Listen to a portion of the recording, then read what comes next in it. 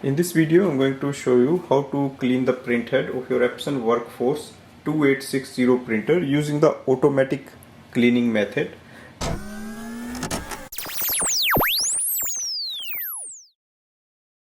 This will unclog the printhead and your printhead will start working like new.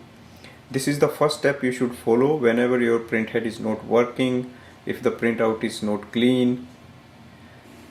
If you go on the main screen of the printer, scroll ahead and click on the maintenance. You will see the option printhead cleaning. Click on the start. It's going to take around 3 minutes for the cleaning process.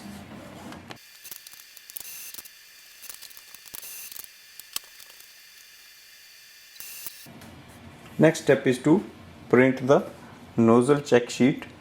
Click on the check. Done.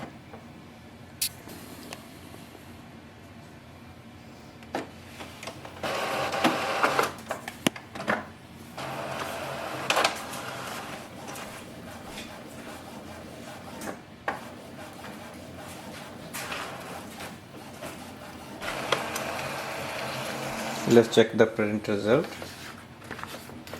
So we can clearly see all the inks are showing up properly. That means our printhead is clean and now we can start using it for printing.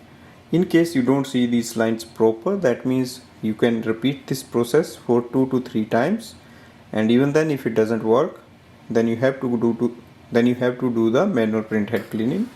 Now go to the printer control panel. Select the correct option. If you see any missing segments or dotted line, select X. If everything is okay, select the circle. Click on the home button. Thanks for watching.